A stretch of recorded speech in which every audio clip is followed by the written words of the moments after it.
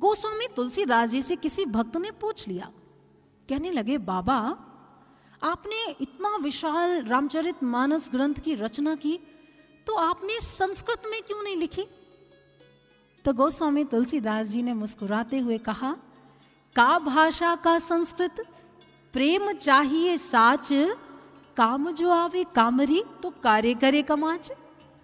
बाबा ने कहा, भाषा से अधिक भाव का महत्व रहता है जीवन में, और अगर सरलता से समझ में आ सकता है, आज के समाज को सरलता की आवश्यकता है, तो कठिन क्यों कहना, कठिन क्यों लिखना?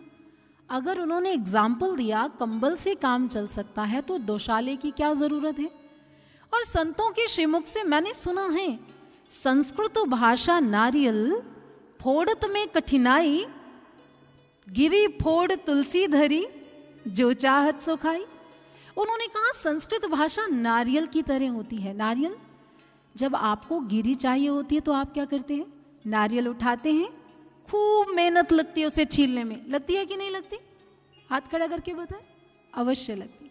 खूब छीलते हैं, मेहनत करते हैं, फिर उसमें से गिरी निकालते हैं, तोड़ते हैं, बड़ी मेहनत के बाद गिरी मिलती है। हमारे महापुरुष कहते हैं, वेदों का जो सार है ना, वो ईश्वर, जो युक्ति है ना, गिरी फोड़ तुलसी धरी, जो चाहे सो खाई।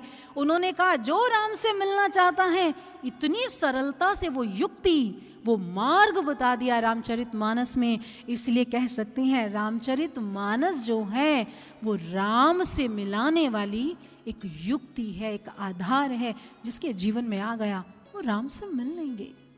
तो इसीलिए गोस्वामी तुलसीदास जी ने मेरे प्रभु श्री राम की महिमा में लिखा, जोग जुगुत पुनि पोहि यही, रामचरित बरताग। उन्हें कहना पड़ा, उन्होंने कहा आप जानते हैं मेरे प्रभु श्री राम का चरित्र कैसा है? धागे जैसा। तो मोती क्या है?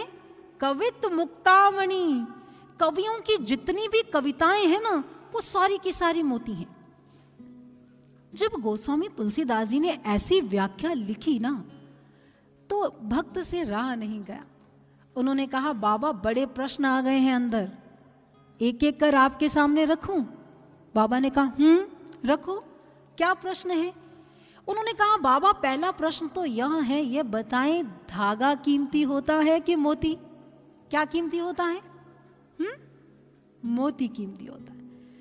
आप यह बताएं प्रभु श्री राम जी का चरित्र कीमती है कि कवियों की कविताएं? बताएं जरा प्रभु श्री राम जी का चरित्र। तो उन्होंने कहा बाबा यदि आप ये उत्तर तो सही दे रहे हैं, लेकिन लेखनी में आपने कहा बरताग, राम जी का चरित्र धागे के समान है, तो ऐसा क्यों? आपको मोती के समान कहना चाहिए। तुलसीदास जी ने कहा मैंने जानबूझकर नहीं लिखा। क्यों नहीं लिखा बाबा? उन्होंने कहा इसलिए नहीं लिखा कि जब मोती को पिरोया जाता है तो उसमें छिद्र किया जाता है, और मेरे राम के चरित्र में तो कोई छिद्र है ही नहीं। मैं कैसे कह दूं कि वो मोती है? वो मोती नहीं हो सकते, वो धागा है। कैसा? गोस्वामी तुलसीदास जी ने कहा ऐसा धागा है जिसमें करोड़ों करोड़ कविताओं को एक साथ पिरो दिया जाता है। हरि अनंत, हरि वो अनंत है, उसकी कथा भी अनंत है। और लेकिन गोस्वामी तुलसीदास जी ने एक बात लिखी बहुत अच्छी।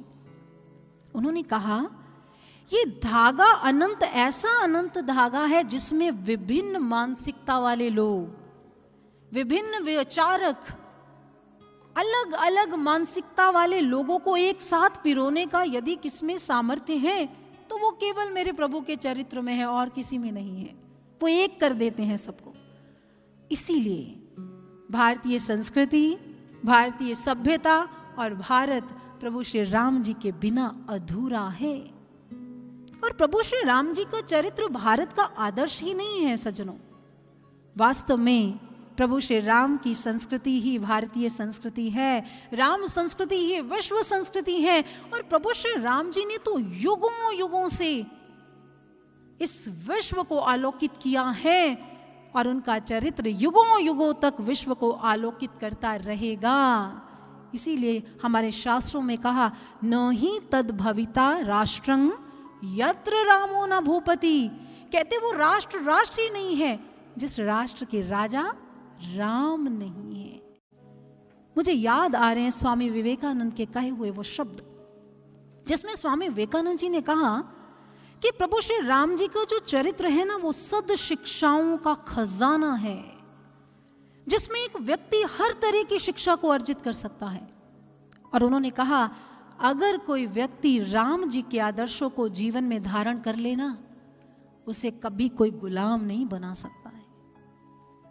कहते इंग्लैंड में वीर सावरकर ने एक सभा में कहा था, यदि मैं भारत का अंग्रेज डिक्टेटर होता ना, तो मैं सबसे पहले जानते हो क्या करता?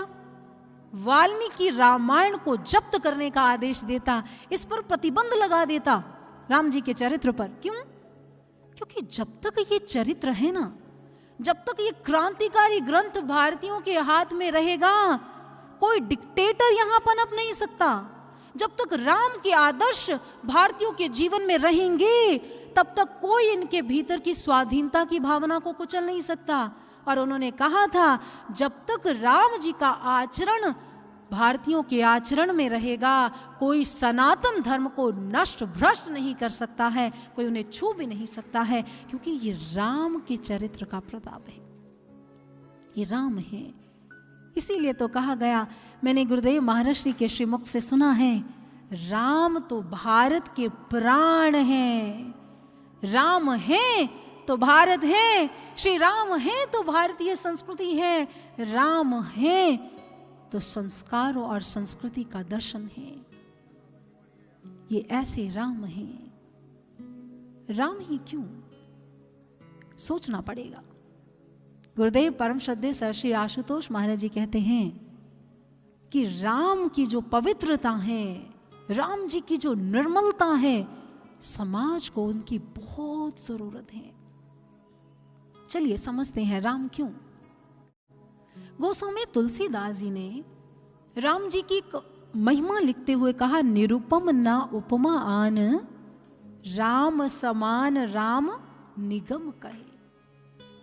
उन्होंने कहा प्रभु श्री राम जी उपमा रहित हैं। उपमा रहित माने उनकी उपमा नहीं कही जा सकती। राम के समान दूसरा कोई है ही नहीं, राम जैसा राम ही है। उनमें पवित्रता है, उनमें निर्मलता है, उनमें सात्विकता है। और बालकांड में एक प्रसंग आता है जहां मैं आपका ध्यान लेकर जाना चाहूंगी। कहते मुनि विश्वामित्र जी प्रभु श्री राम जी को अपने साथ लेकर चल पड़े, और प्रथम बार जब वन गमन हुआ तो गौतम मुनि के आश्रम में पहुंचे, और गौतम मुनि ने के आश्रम में पहुंचकर मुनि विश्वामित्र जी ने कहा, राघव चरण कमल रज चाहती, कृपा करो रघुवीर। हे राम, अहल्या तुम्हारे चरणों की रज चाहती है, इसे अपने चरणों की रज देकर इसे पवित्र कर दो। कहते प्रभु श्री राम जी ने अपने गुरु को देखा, हाथ जोड़कर कहने लगे, गुरुदेव आप मुझे कह रहे हैं कि मैं अपने चरणों की रज इन्हें दूं? आप तो मेरे भी गुरु हैं, आप स्वयं अपने चरणों की रज देकर इनका कल्याण कर दीजिए। तब विश्वामित्र जी ने बड़ी सुंदर बात कही। उन्होंने कहा, राघव अहल्या का जो पतन हुआ है ना, वो इंद्र को गौतम समझने के कारण चरित्र से पतन हुआ है।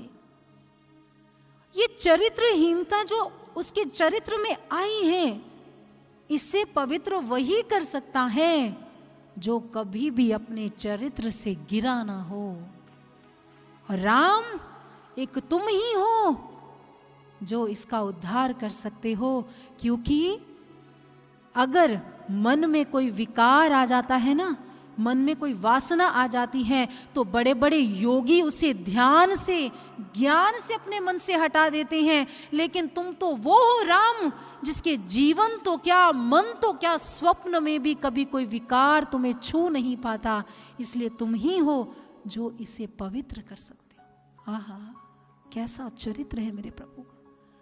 कहते स्वप्न में भी उनके कोई विकार नहीं छूता, स्वप्न में भी। और तुलसीदास कहते हैं, आज समाज को ऐसे पवित्र चरित्र की जरूरत है, आज ऐसी निर्मलता की आवश्यकता है जो समाज को अधोगति से ऊर्ध्वगामी बना दे, जो वासना से भावना की ओर ले जाए, जो असत्य से सत्य की ओर ले जाए, ऐसे चरित्र से मिलाती है ये प्रभु श्री राम की विलक्षण राम कथा।